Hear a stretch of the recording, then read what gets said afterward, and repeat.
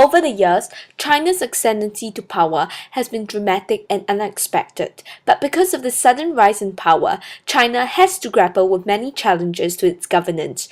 One of the causes of the CCP's challenges includes central-local relations, and in this topic, we will be focusing on two areas, the minority issue and corruption problem. China has the third largest land area in the world. To effectively govern the 1.3 billion Chinese citizens living on this land area, China's leaders have to adopt a decentralized leadership structure. Decentralization would bring about poverty-focused development. Governors in each area will better understand locals' interests, hence implementing policies that would better match the locals' needs. In China, the local government consists of various levels, village to township to county to prefecture. It constitutes a province which reports to the central government. Central-local relations have both bottom-up and top-down aspects. The provinces have their own economic resources and as such can exercise its power over the central government. However, the central government imposes structural constraints on provinces as provinces have to be subordinate to the central government. Though provinces are not autonomous in making changes in their territory, they are able to resist certain central policies which they regard as undesirable. Thus, interdependency is significant in central-local relations. This decentralized political leadership structure adopted, however, has its implications. As there are many tiers of leadership, officials at lower levels are unable to serve as checks and balances for upper-tier leaders. Instead of conforming to institutionalized processes, high-ranking leaders are given free rein. There are more checks and balances for low-ranking leaders. For example, village heads have to be accountable or risk losing the village elections. Furthermore, there is over-concentration of power at the top as the Central Committee has the authority to choose party leaders. Local officials have to gain the support of Central Committee members or risk their promotion. Lastly, upper-tier leaders form their own extensive network of influential friends due to the guanxi system. Thus, they tend to accommodate each other. Thus, the centralized political system creates a favorable corruption in China's context is the use of public authority and resources for private interests.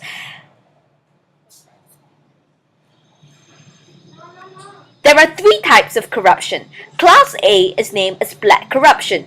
There are economic crimes which are obviously illegal. The main purpose is to increase personal wealth. This includes bribe, fraud, embezzlement, and tax evasion.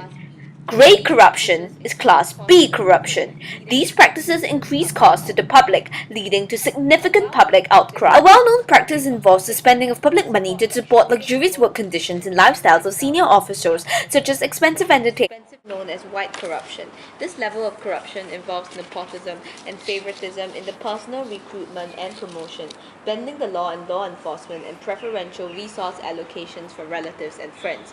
This stems from the concept of guanxi, which takes its root from the Confucian times. The Confucian assumption states that the individual exists in relation to others. This is also linked to the idea of reciprocity, which is that great effort should be made to remember the debt and keep exchanges in balance in the long run.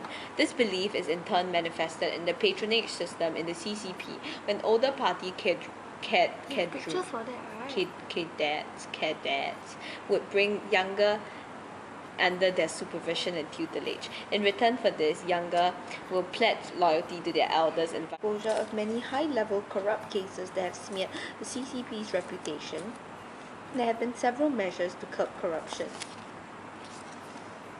But without the presence of real democratic channels, institutions, clear separation from party and state, and the transparency of the party, it would be extremely difficult to root out corruption. Okay, blah blah blah, go on to the next point. Even during Deng's rules, anti-corruption drives were already being launched in 1951 to 1952. I think so you should push. Okay. In June 1996, rules were implemented to prohibit government officials from helping family members in a bid to stop nepotism. In Jiang's administration, Prime Minister Zhu Rongji led an anti-corruption drive in 1998 intended to scare the monkey by killing the chicken.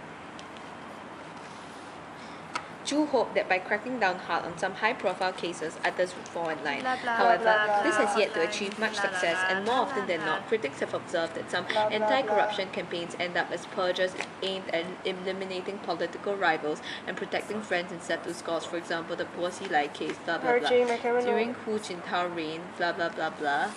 Hotline. And there was an anti-corruption law set up. Is that all? It regulates the use of gift cards to curb money laundering, illegal cash withdrawals, tax evasion, and most importantly, corruption causes an erosion of public support. If officials of the CCP use their power for personal ends at the expense of public interest, their authority and legitimacy will decline. As public money is poured into officials' pockets instead of being channeled to the development of rural improvement programs, the living conditions of the citizens will not be seen to improve. This results in unhappiness. With the erosion of public trust, there will be an unstable political climate in China. The CCP will perceive their party as being in an unstable situation, thus clamping down on democratization/other political reforms which they already feel will threaten the authority of the CCP. Citizens will increasingly feel justified in attacking CCP officials as they fail to uphold the regime's own policies and claim virtues. This might even lead to widespread riots and uprisings.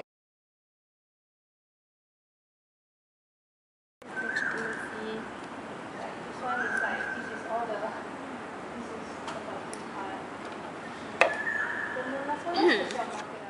Secondly, corruption causes a drain on the economy, which leads to a slowing down of economic development. The amount of money stolen through corruption scandals has risen exponentially since the 1980s. The corruption in China is concentrated in sectors with extensive state involvement, such as infrastructure, projects, real estate, government procurement, and financial services. The current cost of corruption in China is about 3% of its GDP, China's annual spending on education. In line with a 2004 World Bank study about levels of corruption worldwide. In the 7 trillion economy like China's, the world will amount to more than $200 billion of wealth stolen every year. Coupled with the global economic slowdown, China would be even harder hit by this huge sum of money siphoned away from its financial reserves. This slowing down of economic development is a huge cause for concern because it links back to an undermining of the legitimacy of the CCP, which has always been performance.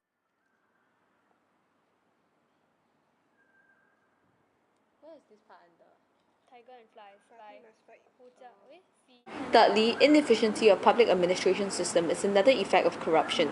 Widespread corruption in personnel recruitment and promotion undermines the incentive for hard and honest work by public officials and thus lowers the quality of civil services as a whole. If civil servants are recruited and promoted on the basis of favoritism and bribes, business bureaucrats who will dominate the government structure will focus their efforts exclusively on personal gains rather than public service. This undermines the efficiency of the public service and ability of the government and the party to serve the people. With this lack of efficiency of the public administration system, people are more likely to be unhappy and displeased with the CCP, eroding public support.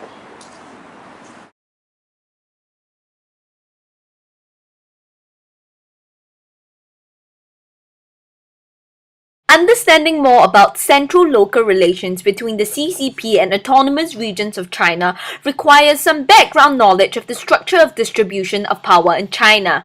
There are 5 autonomous regions: Inner Mongolia, Xinjiang, Guangxi-Zhuang, Ningxia-Hui, and Tibet. On paper, autonomous regions are supposed to 1. Have their own local government, which independently manages the ethnic group's internal affairs. 2. Have equal representation in the National People's Congress. 3. Enjoy the right to formulate self-government regulations and separate regulations. And lastly, respect and guarantee the freedom of religious beliefs of ethnic minorities. These rights of the autonomous regions have not been upheld, and this has led to conflicts such as the... Let's now zoom in on Tibet as a case study. Note that these problems are largely relevant for other autonomous regions too. In its history, Tibet has mostly been independent and occupied at different stages. Hence, it is questioned whether China's rule over Tibet is legitimate, and there are groups and NGOs, including the Tibetans themselves, fighting for independence for Tibet. For example, Han migrants monopolize the job market, making it hard for native young Tibetans to be employed. For example, only 300 of 13,000 shops and restaurants in Lhasa are owned by Tibetans, and it can be noted that most of the rioters in 2008 constituted of young unemployed Tibetans who are unhappy at the disenfranchisement in their native land. Income inequality. The Chinese government claims that it has successfully raised the standard of living in Tibet. China claims that the 45.4 billion it has spent in the TAR has helped make the region's 2003 GDP 28 times greater than its 1978 GDP, at the expense of political freedom. But increased wealth has not been spread equally across the region. Most of the benefits have gone to Han migrants, who generally send remittances back home and thus do not contribute to the Tibetan region's economic development. The continued population transfer of Chinese to Tibet in recent years have seen the Tibetans become a minority in their own land. Today, the 6 million Tibetans are vastly outnumbered by Chinese immigrants who are given preferential treatment in education, jobs, and private enterprises. Tibetans, on the other hand, are treated as second-class citizens in their own country. Done? Yeah.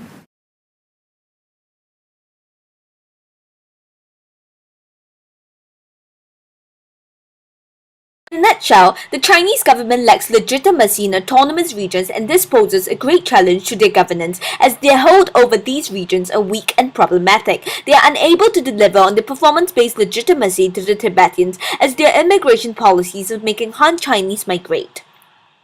As such, all three sources to their legitimacy are challenged.